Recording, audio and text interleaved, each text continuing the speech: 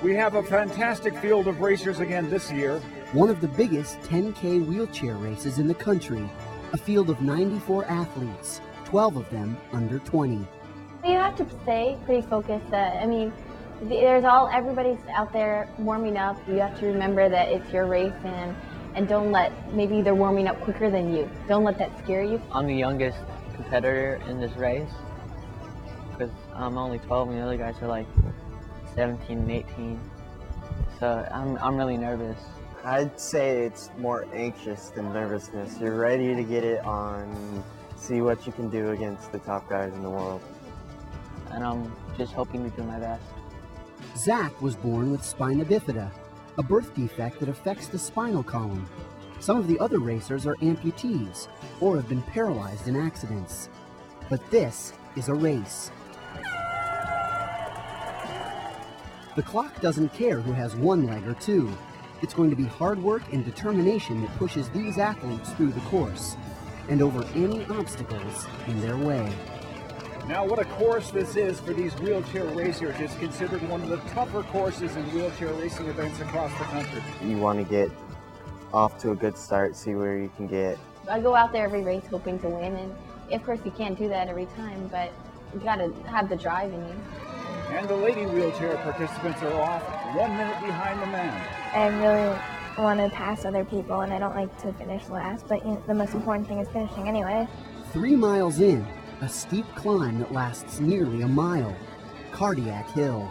Well, we're on Heartbreak or Cardiac Hill. Going up a hill, you don't stop pushing. I mean, there's not really any time for breaks, and I never really think about letting go of my wheels.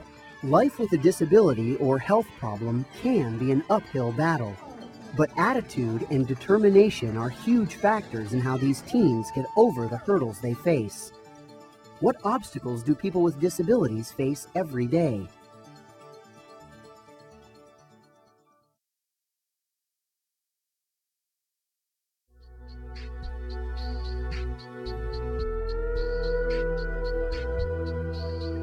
The first thing I thought, truly, that I was going to die. Nicole was diagnosed when she was 9.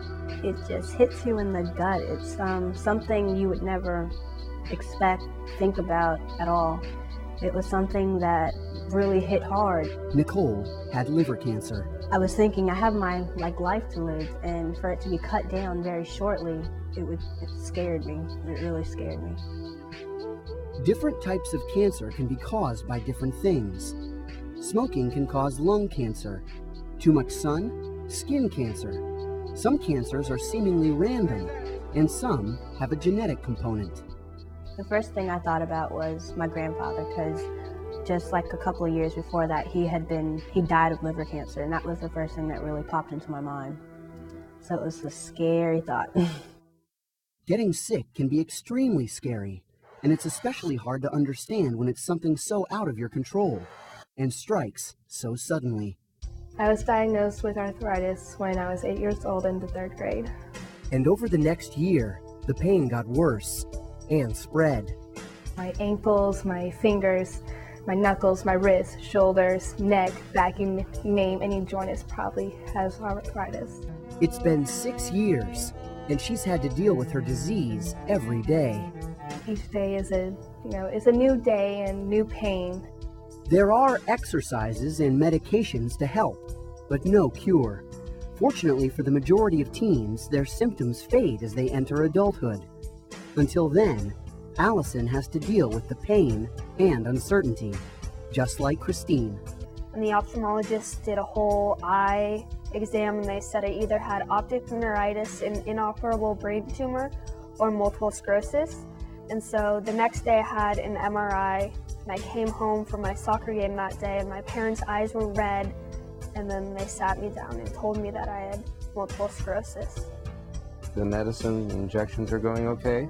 Christine has MS, a disease that attacks the central nervous system, causing everything from eye pain to blindness, from dizziness to loss of muscle control. And then this one? L-O-E-D. Olympia has sickle cell disease.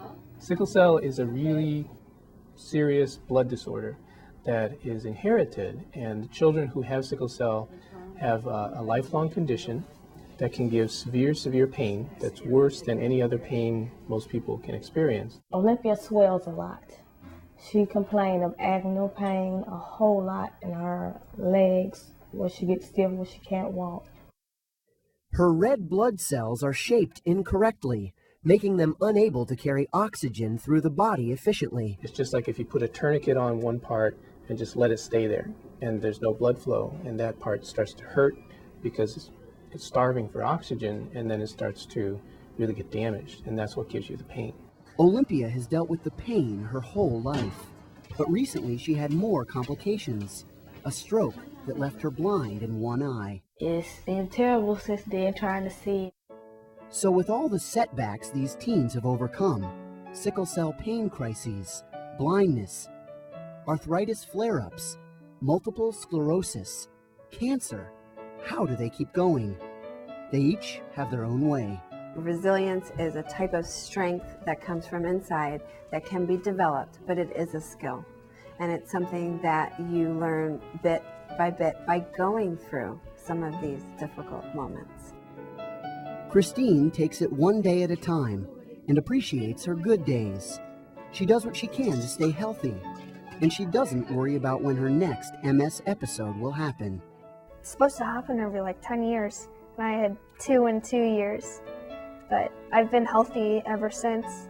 I carry on a normal life. I just have to remember to take my medicine. 1, 2. And most importantly, she stays positive. I have hope for the future. I think there'll be a cure. Having that kind of attitude alone can help you bounce back a little bit faster and easier than others who don't have that attitude.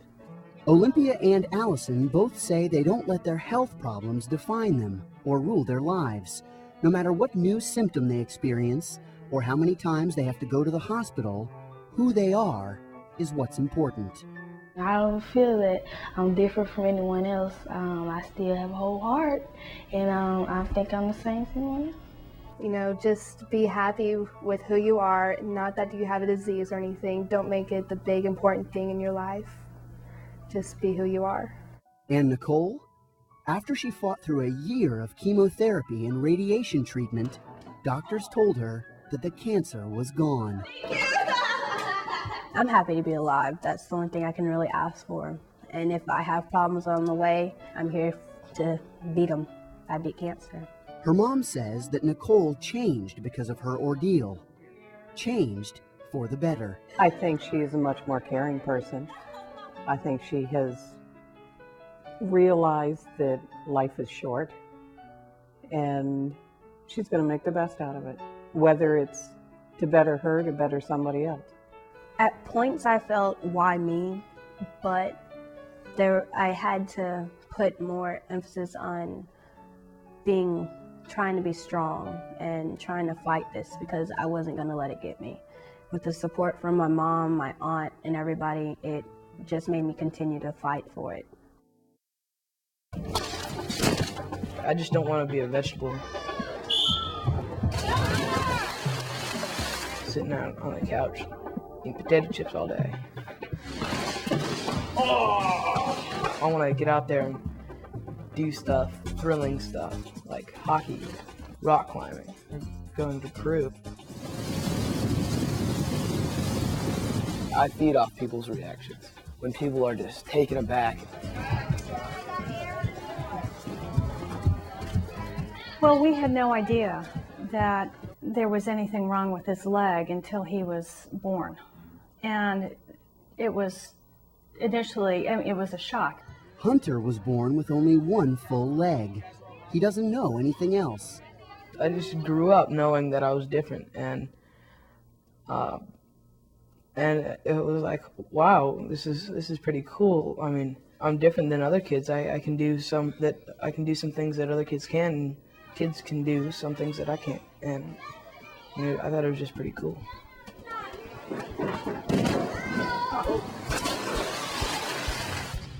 Walking, swimming, playing sports. These are certainly a lot easier if you have two legs. But easy isn't really a concern for him. His whole life he's been hitting obstacles and overcoming them. I try to prove whatever I can like, oh, are you sure you want to ski? It's going to be kind of hard. I don't think you can do it. I'll do it. I'll be there, first one in line to do it.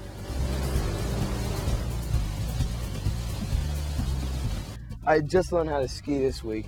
When he was skiing and he kneeboards, probably skis better than me, but I mean. Dealing with the physical, everyday problems of getting around and being active with an artificial leg isn't easy, but it's the emotional and social parts that he's had more trouble with. When I first meet somebody, I always know that they're wondering about my leg and what's up, what's the deal. The curiosity is natural. It's the insults that hurt. I've been called peg leg before, and sometimes my friends are just playing around, but when it's not just playing around, it really hurts. I mean, that's the worst thing that you can say to me. You can call me anything else, but peg leg, or just making fun of my leg is the worst thing that anybody's ever done. Even if they're not making fun of him, a lot of people insult him by being too nice. Honestly, I thought that with him having an artificial leg, I thought, well, maybe I should be a little nice to him. People can be too nice by helping you up every time, or like grabbing your arm and pulling you up, or complimenting you at everything you do. I would go out of my way to help him either get somewhere or help him find something. They feel that they have to be really nice to me because their mothers and their fathers taught them to be nice to the people who can't make it as well as they can. People without disabilities don't always know what the right thing to say is, or how they should act. Hunter sees plenty of that. They'd say, oh, your leg is so cool. And they'd just be looking at my leg and not at me. And they wouldn't try to get to know me, they'd try to get to know the leg. Hunter has a solution for that situation, being totally open so people get to know him and his leg. My ankle looks a lot different from normal people's. They have this metal shaft, and then this is my knee, and it goes back and forth like any other knee. He also uses humor to let everyone know he's just like everyone else. Your mom's a subscriber to that next one.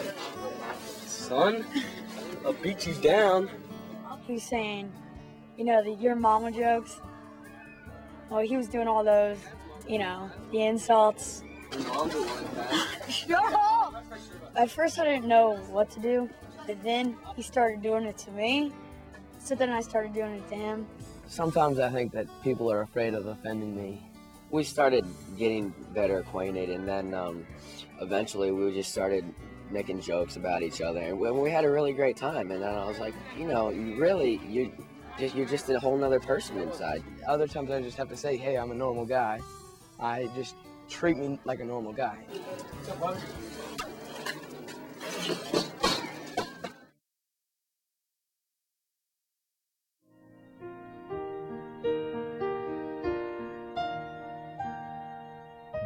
All of these teens have faced more than their share of setbacks, more than many of us can imagine.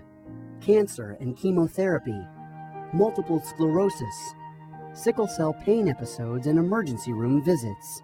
But they've all kept going. Every difficult moment is an opportunity to get stronger and to become wiser and to understand yourself and just life in general better. Well, we're on Heartbreak or Cardiac Hill. Back on Cardiac Hill, the racers are testing their resolve and pushing themselves to the limit. And all of the tough times and obstacles they've faced in their everyday lives have made them stronger, have given them the drive they need to make it over this one. I was ready to stop right there, but I just couldn't. Well, at first I thought I was never going to make it because I just was so tired already. And then I heard all the people cheering, and that just kept me going.